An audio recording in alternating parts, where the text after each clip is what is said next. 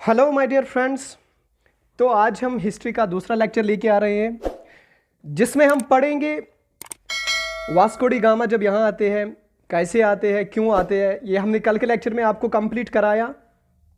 लेकिन आज के लेक्चर में इंपॉर्टेंट बात क्या है? आज के लेक्चर में इंपॉर्टेंट बात ये है कि हम आपको स्पेक्ट्रम की गलती दिखाएंगे कि स्पेक्ट्रम ने कहाँ पे गलती की है।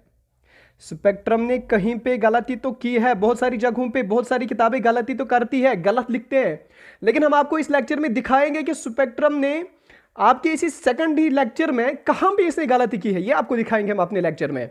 ठीक है, ये वाला लेक्चर बहुत इंपॉर्टेंट है क्योंकि पुर्तगीज तो लगभग 80% यहां पे कवर हो जाएगा आपका कि पुर्तगाल के जो लोग हैं वो कैसे आए, कौन कौन लोग आए, क्या क्या किया, क्या हिस्ट्री थी, क्या हुआ, ये हम इसी लेक्चर में कवर करेंगे। ठीक है, तो चलो बढ़ते हैं आज के लेक्चर की ओर।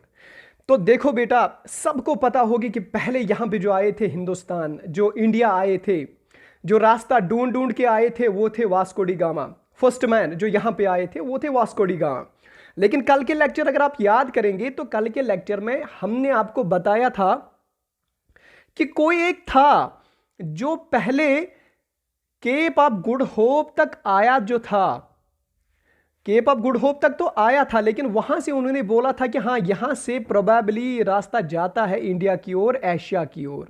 ठीक है, ये हमने कल के लेक्चर में आपको बताया। उसका नाम क्या है ये आपको याद दिलाना, या आप खुद को याद दिलाओ कि क्या बताया हमने कल के लेक्चर में। लास्ट पे, कल के लेक्चर के एंड पे मैंने ये बताया था। ठीक है ना बेटा? तो हाँ, चलो अगर किसी को नाम याद नहीं आता तो हम उनको बताएंगे कि 1487 में जो पुर्तगीज के नेविगेटर आते हैं जिनका नाम बार्थोलोम्यू डियास होता है, वो केप ऑफ गुड होप तक तो आ ही जाते हैं। फिर वहां से वो बताते हैं कि यहां से ही रास्ता होगा इंडिया जाने के लिए। ठीक है, ये मैंने भी आपको कल बताया कि इंडिया ही क्यों जाना था, जरूरत क्या थी इंडिया ही जाने की, क्रेज क्यों था।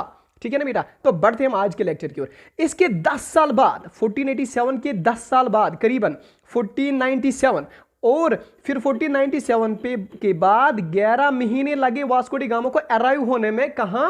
केरला में, इंडिया में। ठीक है ना बेटा? तो हम ऐसे समझेंगे, वास्को डी गामा यहां पे आते हैं 1498 में।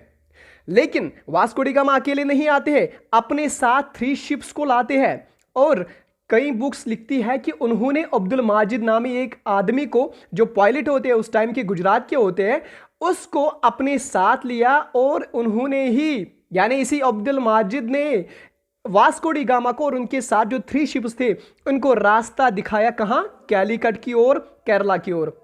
अजान हो रही है, let's take a pause.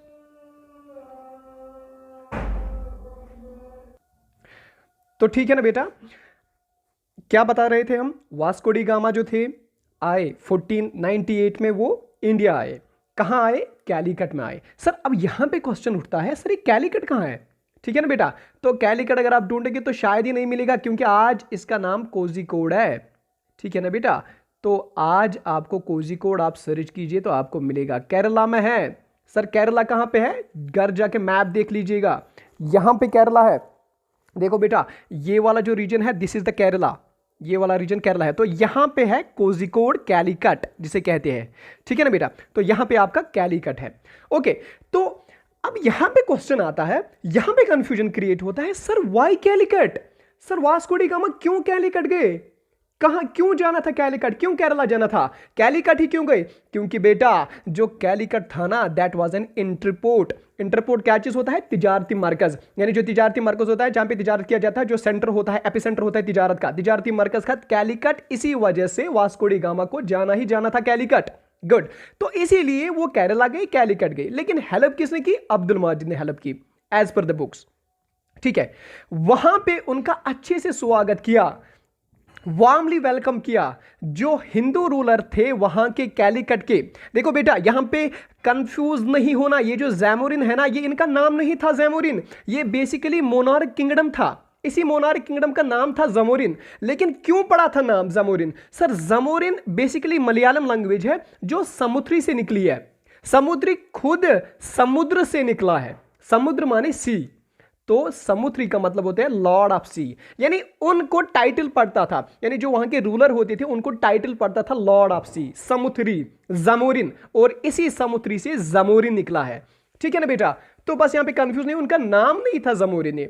Okay, तो हम क्या कहेंगे, जो वहां के रूलर थे, जो कैलीकट के रूलर थे, उन्होंने वार्मली उनको वेलकम किया, लेकिन उनको नहीं पता था, ही वॉज नॉट एप्रहेंडेड, वो रूलर एप्रहेंडेड नहीं हुआ था उनके आने से। लेकिन बाकी जो थे ना, अरब्स जो थे, जो लोकल ट्रेडर्स थे, उनको ये बात रास नहीं आई। उनको पता था कि अब यूरोपियंस लोग यहां पे ट्रेड करने आए तो हमारा तो मुनाफा चला ही जाएगा, हमें तो बाजी से निकाल ही जाएंगे। अब क्या किया, यहां पे किसको ज्यादा नुकसान उठाना पड़ेगा, यहां पे अरब्स को ज्यादा नुकसान उठाना पड़ेगा। क्यों? क्योंकि अरब्स ही तो इंटरमीडिएट थे ना, यूरोप और इंडिया के दरमियान जो ट्रेड वाला मामला होता था उसको तो अरब लोग संभालते थे ना, मुस्लिम इंटरमीडिएट संभालते थे ना। अब यूरोपियन तो डायरेक्टली आ गए इंडिया, तो इसका मतलब है ये जो इंडियन रूलर है इसको तो कोई फर्क ही नहीं पड़ी, इसको कोई फर्क नहीं पड़ी, लेकिन फर्क पड़ने वाली थी इस इंटरमीडिएट को। शाबाश।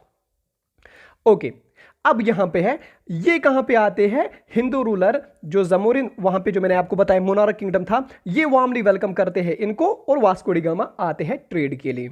ठीक है, ये आते हैं, ये वाला जो रीजन है, ये जो कैलीकट है, ये मलाबार कोस्ट में पड़ता है। लेकिन अब यहां पे बच्चे कंफ्यूज होंगे, सर नाम तो सुना है मलाबार कोस्ट, लेकिन कहां पे है ये मलाबार कोस्ट? तो यहां पे आते हैं, यहां पे मैप पे हमने दिखाया है मलाबार कोस्ट कहां पे है। देखो बेटा, इसको थोड़ा सा जूम करेंगे तो मलाबार कोस्ट अगर आपको यहां पे दिखता ही होगा, तो ये वाला जो पोर्शन है, जो रेड एरिया है ना, ये वाला पोर्शन मलाबार कोस्ट है। ये मलाबार कोस्ट यहां से अरबियन सी है और यहां से वेस्टर्न घाट्स है। इन्हीं अरबियन सी और वेस्टर्न घाट्स के दरमियान वाला जो रीजन है उसको हम मलाबार कोस्ट कहते हैं।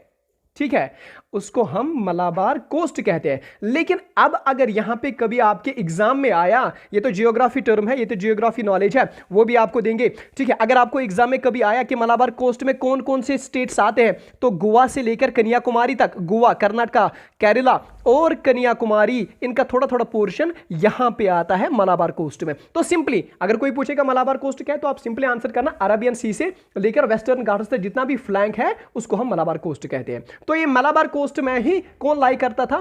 कैलीकट। और इस मलाबार कोस्ट पे कल भी मैंने बोला था, इसी मलाबार कोस्ट पे जो अभी ट्रेडर्स थे, जो अभी राज करते थे, वो कौन थे? वो थे अरब इंटरमीडियरीज, वो थे मुस्लिम इंटरमीडियरीज। ठीक है, और ये किनको रोक रहे थे? यूरोपियंस को। लेकिन अब यूरोपियन का जो वास्को डी गामा पुर्तगाल से आया, यूरोप से आया, वो तो डायरेक्टली अब यहां पे आया। ठीक है, तो ये अरब लोगों का बिजनेस क्या है, ये तो ठप पड़ गया। इंटरमीडिएट्स तो रहे नहीं, क्योंकि जब डायरेक्टली लिंक बनी तो इंटरमीडिएट्स का काम क्या? ठीक है, और अरब्स का जो बिजनेस था मलाबार कोस्ट पे वो हाल्ट हो गया। लेकिन अरब्स को ये बर्दाश्त होता? बिल्कुल नहीं होता। ठीक है ना बेटा? तो लेकिन यूरोपियंस के आने से पहले जो इस मलाबार कोस्ट पे, जो इंडियन ओशन में या इस मलाबार कोस्ट पे या अरेबियन सी में, अरेबियन सी इस साइड है, सपोज ये इंडिया है, यहां से अरेबियन सी है, यहां से इंडियन ओशियन है। ठीक है, ओके, तो इस अरेबियन सी में या इंडियन ओशन में जो लोग ट्रेड करते थे वो कौन कौन थे? बहुत बार एग्जाम में क्वेश्चन पूछा गया। वो थे आपके इंडियंस के लोकल लीडर्स, लोकल जो ट्रेडर्स थे वो यहां पे थे, अरब्स के थे, अफ्रीकन्स के थे, चाइनीज थे और जावानीज थे। लेकिन सर क्या इनके दरमियान कभी जंग छिड़ी? क्या इनके दरमियान कभी लड़ाई हुई? तो बेटा नहीं। सर क्यों? रीजन क्या है? अगर इतनी सारी कंट्रीज, अगर इतने सारे डिफरेंट डाइवर्सिटी के लोग इस अरेबियन सी में, इंडियन ओशन में यहां पे ट्रेड करते थे, लड़ाई क्यों नहीं छिड़ी? क्योंकि वहां पे एक रूल्स ऑफ कंडक्ट हुआ करता था, वहां पे रूल्स होते थे। ठीक है, और उन रूल्स को कोई नहीं तोड़ता था। दो everyone was trading for the profit, हर कोई प्रॉफिट के लिए काम करता था, हर कोई ट्रेड करता था फॉर प्रॉफिट। लेकिन लड़ाई नहीं छिड़ गई थी इन दरमियान, कभी भी नहीं। लेकिन अब पुर्तगाल आया, अब यूरोपियंस आए, ये इनको बर्दाश्त नहीं था, और यूरोपियंस के इंटेंशंस भी खराब थे, पोर्टुगीज के इंटेंशंस भी खराब थे, वो तो आए थे, क्यों? क्योंकि यहां पे मोनोपोलाइज करे। कल भी मैंने आपको लेक्चर में बताया मोनोपोलाइज क्या होता है। वो चाहते थे सिर्फ हम रहे यहां पे, बाकी कोई भी ना रहे। और दूसरा मोटिव क्या था, दूसरा ऑब्जेक्टिव था अरबन्स को यहां से एक्सक्लूड कराना, यहां से धूल छुटाना, यहां से दफा करना। ठीक है, तो पोर्टुगीज चाहते थे एक तो मोनोपोली करना, दूसरा अरबियंस को यहां से निकालना। ठीक है, ओके, तो वास्को डी गामा भी इसी नीयत से आए थे। सारे पुर्तगाल यानी जितने भी यूरोपियंस फिर आते हैं इसी नीयत से आते हैं, लेकिन पहले तो पुर्तगाल आते हैं। अब वास्को डी गामा यहां पे आते हैं, 3 महीने तक यहां पे अपना बिजनेस करते हैं। और क्या देखते हैं, वो देखते हैं कि यानी जितना मैं मुनाफा कमाता था, यानी मुझे पहले सपोज ये वास्को डी गामा है, वास्को डी गामा, इसके बीच में तो अरब था, फिर जाके इंडिया था, यानी जो भी ट्रेड होता था वो अरब से होता था या मुस्लिम से होता था। तो ये जो वास्को डी गामा है, फॉर एग्जांपल अगर इसको 10 रुपीज देने पड़ते थे, इसको 10 रुपीज देने पड़ते थे 1 kg ऑफ स्पाइस खरीदने के लिए इंडिया में से, तो अरब उसको देता था ये पैसे। लेकिन अब जब ये डायरेक्टली आया इंडिया तो इसने 1 रुपीज में से ये 1 kg ऑफ स्पाइस खरीदा, मीनस 10 टाइम्स इसका प्रॉफिट बढ़ गया। तो ये बात जब उन्होंने देखी कि हमारा कितना प्रॉफिट हो सकता है अगर हम डायरेक्टली यहां पे ट्रेड करें, ठीक है, तो फिर यहां से जाके जब वो वहां चले गए तो कहा जाता है, किताबों में लिखा है कि उसने वहां पे 60 टाइम्स ज्यादा मुनाफा कमाया। ठीक है, 60 टाइम्स मोर यहां उसने वहां पे मुनाफा कमाया। तो ठीक है, कहने का मीनिंग ये है कि जब उन्होंने अब डायरेक्ट लिंक रखी विद द इंडिया तो उनका मुनाफा बढ़ गया, उनका प्रॉफिट बढ़ गया।